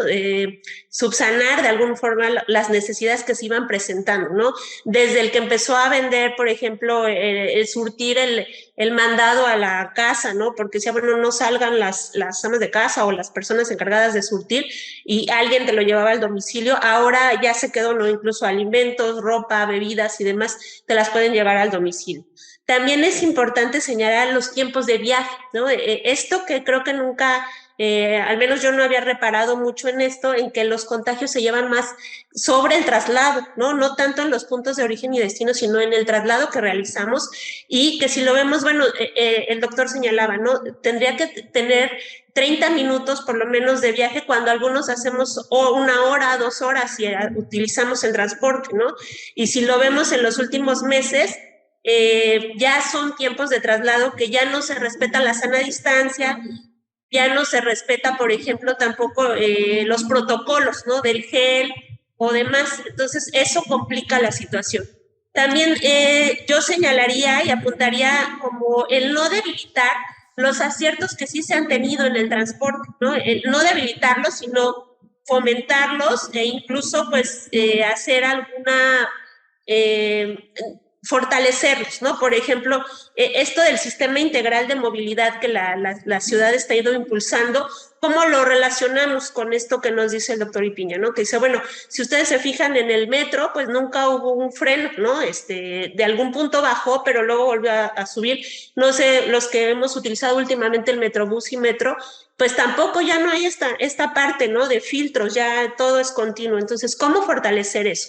Y aquí yo citaría una frase de Benedetti que a mí me gusta mucho y que relaciono con lo que nos presenta el doctor Ipiño, que dice, cuando creíamos que teníamos todas las respuestas, pues cambiaron todas las preguntas, ¿no? Entonces, parte algo bien importante que a mí se me hace muy, muy importante señalar a nivel metropolitano, ¿no? Porque a veces lo vemos Ciudad de México, Centro Histórico, pero la interrelación que hay, ¿no? Con la zona metropolitana, Estado de México y Tizayuca en Hidalgo, somos 21 millones, ¿no? Entonces, es una interrelación directa, ¿no? No solo por escuela y por trabajo, por visitas a familiares, por los que se fueron en pandemia y regresaron. Entonces, ¿cómo surtir esta necesidad, no? Tendremos que estar pensando en esto. Y otra cosa que yo señalaría, infraestructura, ¿no? En el centro histórico es muy fácil llegar, como decía el doctor Ipiña, pero a veces es muy difícil salir, ¿no? O sea, estás en las calles donde no puedes a lo mejor andar en bici porque no está la infraestructura, porque no hay un punto de descanso y de acceso, donde no hay rutas de movilidad muy claras, ¿no? Entonces tendríamos que estar apuntando hacia esas soluciones, ¿no? Esos serían mis comentarios. Muchas gracias. Muchísimas gracias, maestra Espinosa. Bueno, pues en este momento pasaríamos a las preguntas del público. A ver, tenemos una pregunta de Lupita Silva. Sí, Lupita, te escuchamos. Buenas tardes. Yo quería saber si esto, podría ser un ejercicio similar respecto a cuando hay conciertos. Es decir, ahorita estamos con unos índices altísimos, pero hace 15 días hubo un magno concierto en el Zócalo, cuando ya se sabía que venía esto, ¿no? Entonces, pues de nada sirve tomar ciertas medidas si va a haber un evento político y va a echar a perder todo esto, ¿no? Entonces, en realidad creo que valdría la pena mapear ese tipo de acontecimientos. Entiendo que la reactivación de la economía en Navidad y para la gente es muy importante. Eso sí se tenía que hacer, pero esto creo que era innecesario, ¿no? Y para eso pasó ahorita, pasó al principio de la pandemia con el Corona Capital. Entonces, es algo recurrente que creo que vale la pena mapear y que desde este lado académico hagamos una conciencia de que esto no puede seguir pasando, ¿no? Creo, por un lado. Por otro lado, yo pues, lo pongo por aquí en mis comentarios, yo colaboro con una comunidad católica donde atendemos a gente en situación de calle, en la calle en Reforma y Génova, ¿sí? A los menores de 60, a los mayores de 60 y discapacitados, tenemos un local junto al Metro Insurgentes y ahí también damos, yo creo que 300 y 300, más o menos. Pero con la pandemia sí fue muy importante el incremento que hubo de personas en situación de calle y desafortunadamente los donadores nos dieron menos. Al principio como que todo el mundo tenía muy buenas intenciones y nos daban comida, nos daban más dinero, pero esto fue, pues bueno, conforme nos fue pegando la economía, fueron disminuyendo las aportaciones, las donaciones. Sin embargo, de 300 se nos fueron a 500 y ahorita todavía tenemos 400. Sí han disminuido un poco, pero hay muchas personas, sobre todo los mayores de edad, que ya se quedaron, digamos, como tienen techo, muchos de ellos sí tienen techo, pero no tienen comida. Eso es también muy impresionante, ¿no? A lo mejor valdría la pena por ahí hacer un estudio en términos de qué pasó con la pandemia en pues en estos grupos, tanto etarios como socioeconómicos, ¿no? Solamente comento esto porque es una experiencia que yo vivo 2 veces por semana. Muchísimas gracias, Lupita. Una pregunta que hay en el chat es, la pandemia se identifica como Guadalupe Lugo, de la UNAM. La pandemia hizo evidente la necesidad de cambiar el modelo de transporte público del país, en particular de las microciudades. Bueno, un poco ligando con lo que nos comentaba Lupita, creo que sí es importante. Algo que está ocurriendo mucho en el centro, que sería como ya después del 2020, fue como que se volvió a generar una reapertura de actividades, pero también empezaron estas actividades masivas, tanto en la parte de los eventos, o sea, todavía en el 2021 se generó el Día de Muertos, ¿no? Este nuevo desfile que no tiene sentido alguno, ¿no? Que no es parte de una tradición, pero se volvió más como la parte de la tradición por la película de James Bond, ¿no? O sea, todo este carnaval que se utiliza y se genera, ¿no? Yo creo que sí, siguiendo, sería interesante ver o empezar a mapear la parte de los eventos, de las manifestaciones, de todos estos, de estas actividades o estos fenómenos masivos que están ocurriendo, porque lo que ocurre es la movilidad. O sea, al final de cuentas, para poder llegar al centro, a estar aquí, tienes que moverte, ya sea en metros o en metrobús, o sea, tienes que llegar por algún medio y pues van a empezar a congestionar, ¿no? Entonces, sí, también coincido, no sé si sea lo más apropiado la generación de estos conciertos masivos que se van a implementar, y más si no se soluciona, ¿no? El problema del transporte público, o no se generan algunas medidas. Y ahorita un poco me recordó lo que dice Lupita en cuanto a las personas en situación de calle. Ocurrió algo interesante, ¿no? O sea, en la primera etapa la gente quería ayudar de alguna manera. Entonces me tocó que en la calle Juárez se paró una camioneta, ¿no? Y empezó a repartir despensas a las personas en situación de calle. Pero pasa la situación que de pronto abren la bolsa y ven las personas que les dan 1 kilo de arroz, ¿no? Entonces, la gente quiere ayudar, pero no sabía cómo, no sé, ¿para qué quiere una persona en situación de calle 1 kilo de arroz si el problema es que no tiene casa, ¿no? No tiene un lugar donde preparar ese arroz. Y entonces, hubo varias situaciones y de pronto pues también eso genera disputas porque pues, ya está la posibilidad de venderlo o hacer alguna situación. Entonces, hubo grupos invisibilizados que estuvieron buscando alternativas, ¿no?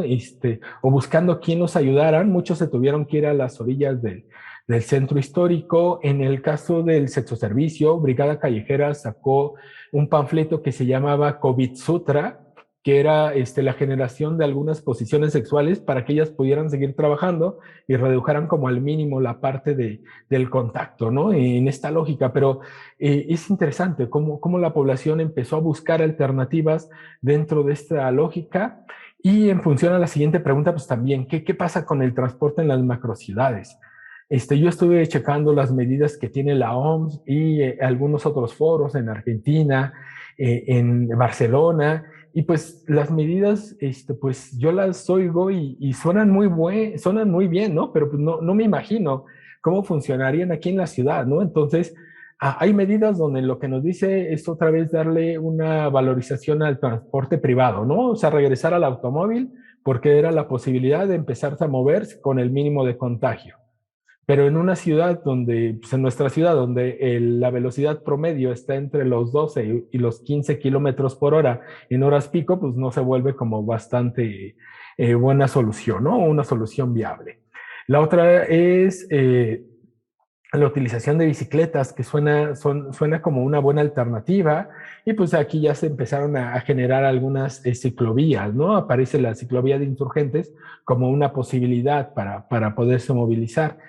Pero aquí tenemos otro problema, ¿no? Esta correlación que tenemos con el Estado de México. Entonces, ¿qué pasa cuando tú estás a 2 horas de tu trabajo, ¿no? O sea, tú vives en el Estado de México, tienes que caminar 15 minutos, tomar una combi, llegar al metro, subirte al metro, tomar otra combi. ¿En qué momento usas la bicicleta, no? Entonces, siguiendo un poco las posturas de países como Colombia, que nos marcan que una distancia máxima son 15 kilómetros, y tú estás a 45, 30 kilómetros en función a la distancia, pues no hay manera de moverte en bicicleta. O sea, sí puedes moverte si vivieras en el centro y ver actividades. Regresar a una microeconomía, lo vi en un foro en Ecuador y se me hizo algo interesante.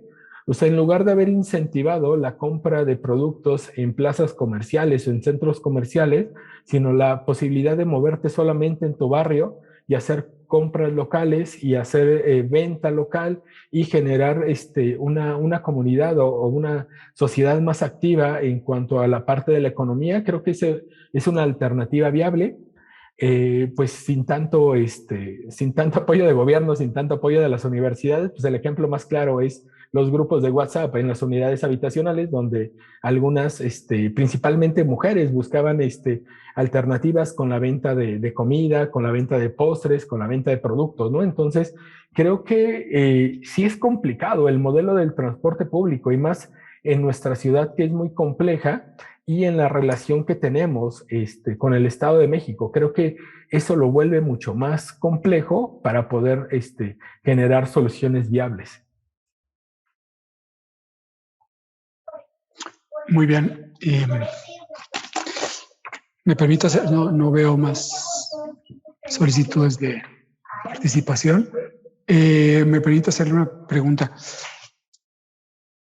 Se constituye, digo, después de ver esta crisis y de ver un poco las dinámicas que se presentaron y de todas las nuevas, posibilidades de transporte, se constituye el transporte alternativo como una opción viable y concreta para hacer mucho más eficiente el transporte en el centro histórico, digo, el transporte alternativo a los sistemas de masa como es el metro y el metrobús.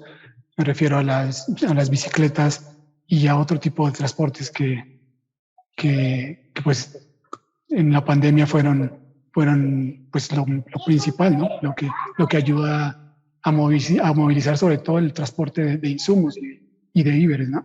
Obviamente, lo que usted decía, a pequeña escala, tomando en cuenta las distancias de movilidad, ¿no? Ok, es una buena pregunta y lo he venido pensando en función al caso del visitaxi. Creo que el punto no es tanto la movilidad, sino hay que regular y hay que empezar a generar normas, porque se están generando alternativas, ¿no? Se están generando ciclovías y tendemos mucho al confinamiento, ¿no? Del área para la bicicleta, pero esa ciclovía no está diseñada para el visitaxi, ¿no? Entonces, porque es mucho más amplio. Entonces, al momento de ocupar el visitaxi, ya queda completamente bloqueada la ciclovía, ¿no? O sea, tienes que ir en ese sentido. Y el problema ahorita es que no hay bases, entonces ellos deciden dónde ubicarse, entonces de pronto estás atrás del Zócalo y hay 4 o 5, ¿no? Ubicados. Obviamente van a ser en la zona donde hay más comercio, entonces van a haber puntos estratégicos donde ellos se van a detener y ya van a esperar pasaje, ¿no? Como un taxi que está haciendo rondines, pero aquí el problema es cómo lo regulas, ¿no? Hay unos taxis que tienen como mayor seguridad, una estructura más segura, y hay otros que se ven como mucho más caseros, ¿no? En la estructura de trabajo, van en sentido contrario, entonces no hay una norma, no hay una manera de poder en este momento evaluar si puede ser funcional. O sea, cuando había menos gente, te permitía una movilidad constante, no había tanto automóvil. Pero ahorita que ya estamos abiertos en esta lógica de semáforo verde, entonces ya de pronto pues ya tienes los diableros, ya tienes al bicitaxi, a la bicicleta, al taxi, a la motoneta. Entonces lo que están generando es un mayor tráfico, pero a lo mejor sí empezamos a generar algunas estrategias y algunas normas, a generar puntos donde sepa la gente dónde lo podía mover, puede ser una alternativa bastante viable en lugar de entrar con automóvil. O si empezamos a franquear el uso del automóvil en el centro histórico y utilizar esta alternativa de movilidad, pues creo que podría ser mucho más viable, ¿no? O sea, que este transporte nos sirva para poder llevar a puntos estratégicos, estaciones del metro, estaciones de metrobús, estacionamientos periféricos, y bueno, esto ayudaría mucho a la movilidad de personas y de mercancías en el interior. Pero si permitimos la entrada de todo, en realidad sí es bastante caótico, porque pues ya vamos a tener como esta situación, ¿no? De estarse disputando el espacio público de rodamiento pues, entre todos los diferentes vehículos que hay. Muy bien.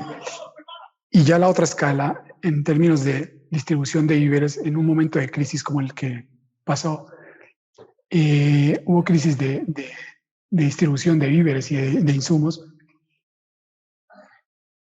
¿Cree usted que hace falta que se busque una alternativa al único transporte que queda en un momento de crisis como es el transporte público, específicamente para eso, para subsanar esa deficiencia en momentos de crisis de insumos y de víveres para lograr llevar estos a las diferentes zonas de la ciudad?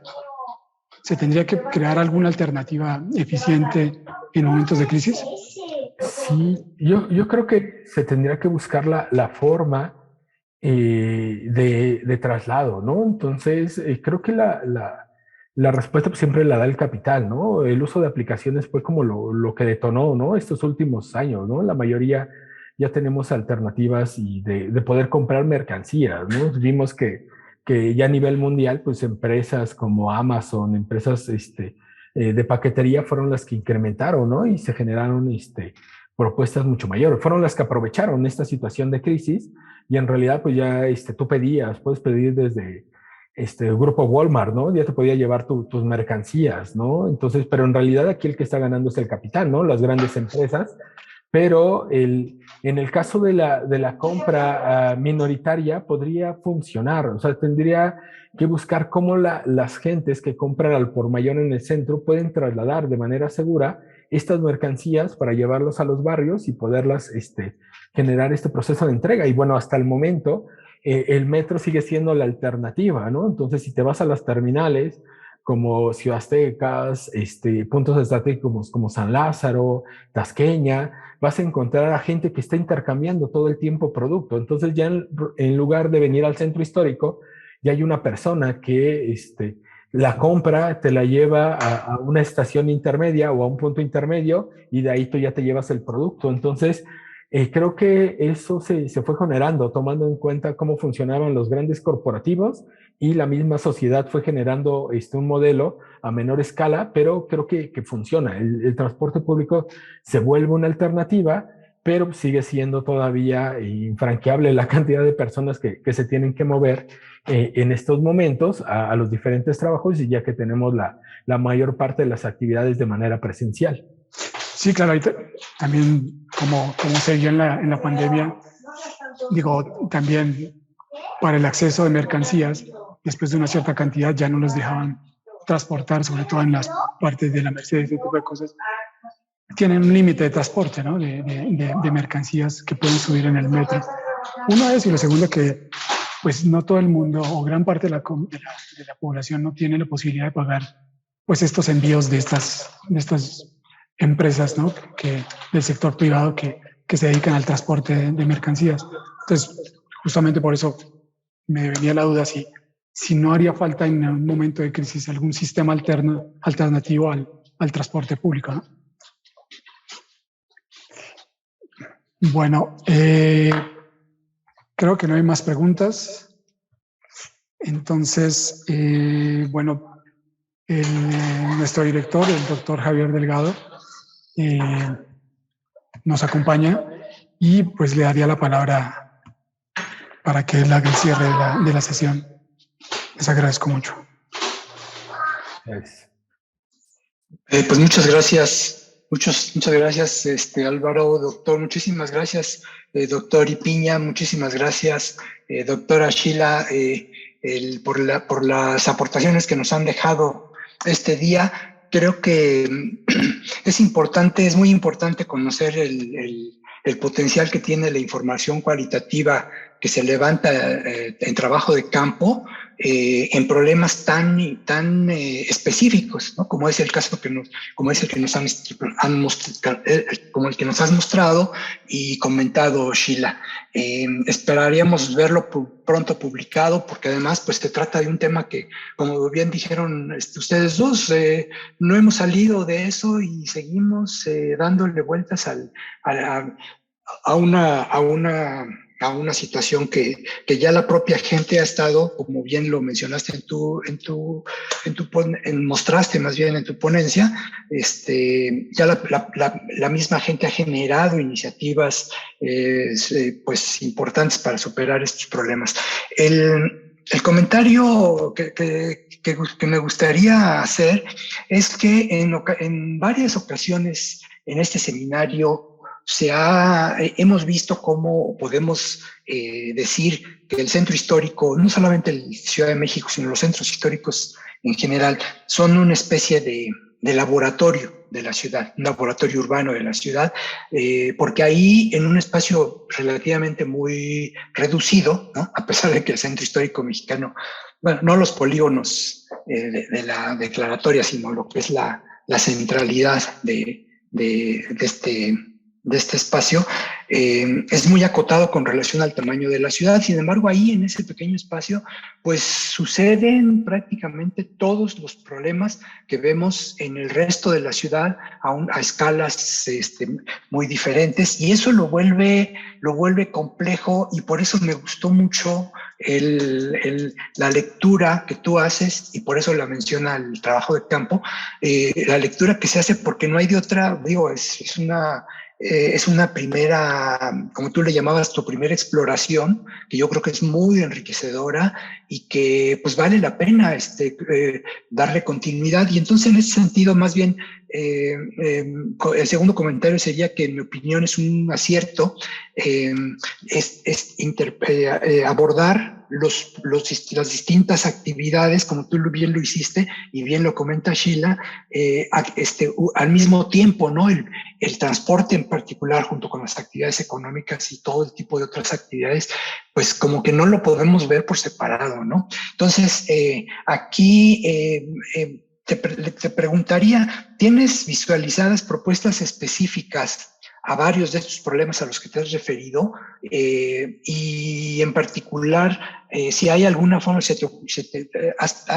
tu grupo de trabajo que maravillosamente conduces, han imaginado cómo podemos potenciar esa energía social que, como tú bien lo dices, o sea, la gente le buscó la manera de resolver su propia condición, y lo hicieron mejor que muchas de las políticas públicas. Es más, yo supongo que, no sé, a lo mejor estoy diciendo algo incorrecto, algo fuera de que no es real, pero incluso mejor que las políticas públicas que se ensayaron para hacer frente a la crisis, ¿no? Sí, estamos en la primera exploración. A mí lo que me impactó mucho fue esta relación. O sea, teníamos el trabajo cualitativo y sabíamos que había mucha afluencia de personas, pero cuando empezamos a ver, lo que nos llevó fue una escala mayor, fue empezar a ver estas relaciones que tiene el centro histórico, tanto con la zona metropolitana del Valle de México, y cómo estos procesos y cómo las actividades del centro histórico de alguna manera empiezan a afectar toda la ciudad y toda la parte de la zona metropolitana, ¿no? Entonces ese fue nuestro primer referente, y luego de ahí empezamos a ver estos proyectos. La idea un poco es ir trabajando con las diferentes actividades. En esta parte, pues ya estoy viendo un poco con lo que nos comentaba Lupita, me estoy centrando con la población de la tercera edad, para ver la situación en este periodo de post-pandemia, ¿no? En cuanto a la salud física y a la salud mental, y hacer una inserción directa, ¿no? O sea, entrar con un grupo en espacio público recreativo y empezar a trabajar ya con la población, empezar a ver sus estrategias y herramientas, pero ya empezar de lleno con algunas, con unas actividades que nos ayuden a mapear ahora ya grupos en específico, cómo lo vivieron, qué es lo que están viviendo y cuáles son las repercusiones que tienen en este momento y qué se puede hacer, ¿no? Pero creo que sí es importante que la academia ya empiece a generar dos cosas. Uno, como bien lo mencionas, voltear a ver esas estrategias, empezar a potencializarlas y empezar a ver si se pueden replicar en algunos otros lugares. Y la otra es empezar a tomar en cuenta las experiencias para empezar a tener una idea de los diversos problemas que nos va a traer esta pandemia, ¿no? Porque no ha terminado, pero no estamos visualizando, ¿no? Lo que está pasando. O sea, muchos dicen, bueno, no importa que esté la quinta ola, ya estamos vacunados, pero en realidad no sabemos cuáles son los daños que van a tener, ¿no? O las secuelas que podemos tener si nos contagiamos 2, 3, 4 veces. Esa parte no la sabemos. Y bueno, creo que ahorita ya está bastante visibilizado los problemas psicomentales que tenemos, ¿no? Ansiedad, depresión y todo esto, pues creo que se tiene que empezar a ubicar, y creo que el espacio público es el lugar apropiado para empezar a buscar herramientas y aplicarlas directamente con la comunidad. Creo que sí ya es en este momento aplicar idea y llevarla directamente al espacio para empezar no solamente a tener resultados, sino aportaciones con la gente. Muy bien, pues felicidades nuevamente. Y nada más se me ocurre preguntarte, doctor, Orlando, ¿te has acercado al fideicomiso del centro histórico para plantear estas propuestas? Te lo comento, y a lo mejor estoy cometiendo una indiscreción porque obviamente no lo he platicado con ellos, pero yo sé que en el fideicomiso tienen proyectos muy específicos, muy aterrizados, de trabajo con las comunidades locales, con los vecinos del lugar, con grupos organizados de comercio, tanto formal como informal, y tal vez haya receptividad para tu trabajo. Yo me atrevo a decirlo así. Ok, sí, no había contemplado. Estábamos ahorita planteando en la alcaldía Cuauhtémoc, que estamos generando, exacto, estamos en la parte del proceso de encontrar como los puntos de inserción, y bueno, pues sería como una buena alternativa, a lo mejor, como bien lo dice, acercarme al fideicomiso y ver si está la posibilidad, ¿no? De entablar una relación directa y ver cómo podemos trabajar directamente. Claro. Pues muy bien, pues felicidades. Yo ya con eso termino, Álvaro, por favor, gracias y por darme la palabra. Y muchas gracias también, Sheila, ya tendremos oportunidad de invitarte para que también nos compartas tus experiencias, que básicamente este seminario del PUEC, y yo aquí quisiera agradecer a todos quienes nos acompañan en la transmisión. Estos seminarios del PUEC buscan precisamente eso, ¿no? Tener un contacto muy directo con la gente que está trabajando los distintos temas del centro histórico y generar propuestas. Yo creo que independientemente de si nos hacen caso o son completamente viables, yo creo que es importante que la academia presente alternativas específicas para problemas concretos. Y pues yo creo que por lo que veo de tu investigación y de las investigaciones que hemos visto aquí, pues ustedes tienen toda la posibilidad de hacerlo, porque tienen un trabajo maravilloso. No sé, Lupita Silva, que aquí te saludo. Lupita, buenas tardes, que también es una conocedora de la problemática del patrimonio, centro histórico, lo sabe muy bien, ¿no? Más allá de pues, esta visión medio romántica del patrimonio como algo que hay que ver en las postales, ¿no? Que bueno, pues el patrimonio, hay un patrimonio social, ¿no? Hay gente que vive ahí, gente que mantiene esos espacios, como veo yo en varios de tus trabajos, el espacio público, no solamente un contenedor de ahí frío, de espacios abiertos en la ciudad, sino que el espacio público lo genera la propia gente al utilizarlo, ¿no? Y yo creo que esa es una parte muy rescatable de tu trabajo. A ver, nada más un comentario.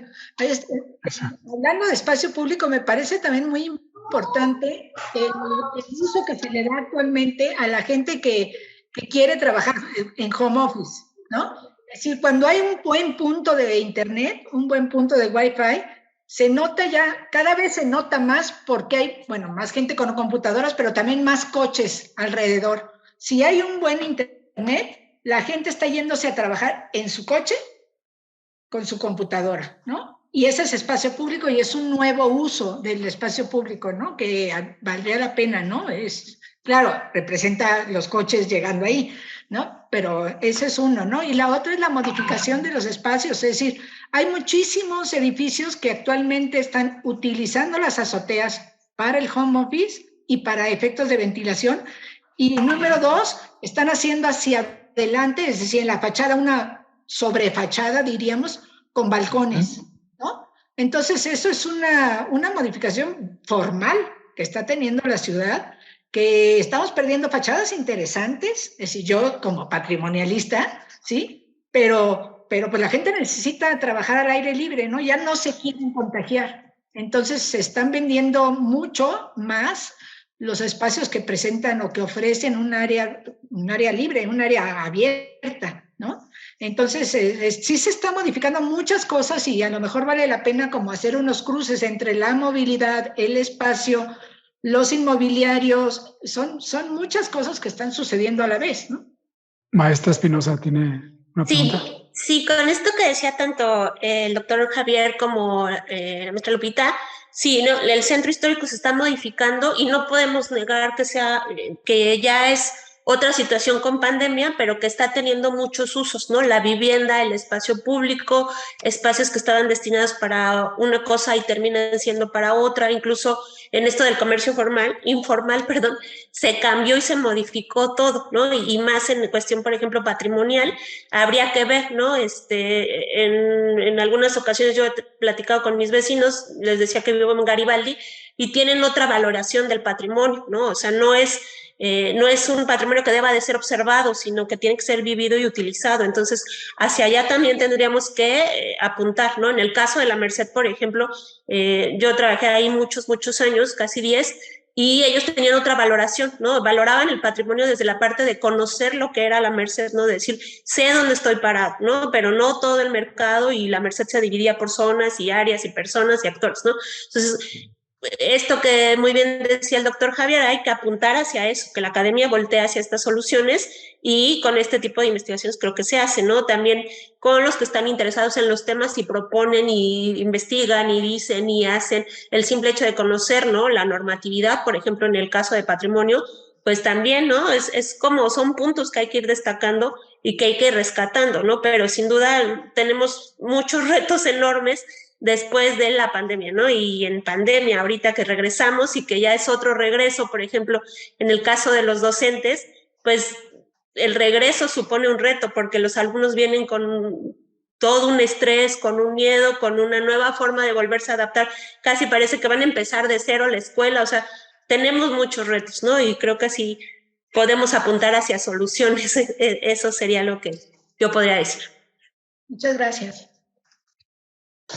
Muy bien, pues si no hay otra pregunta, otra intervención, pues creo que podemos pasar a cerrar esta sesión. Antes que nada, me gustaría mencionar que tenemos personas de diferentes estados de la República, de Durango, de Sonora, de Puebla, y de diferentes instituciones como del INA Durango, del INA Sonora, de la Facultad de Arquitectura de la UNAM, de la UAM Xochimilco, de la UAP de Puebla, de la FES Acatlán y de Geografía de la UNAM. A todos ustedes les agradecemos mucho su asistencia y esperamos que tenerlos para la próxima sesión del seminario. Muchísimas gracias, doctor Ipiña, maestra Espinosa y a todos los asistentes. Feliz tarde.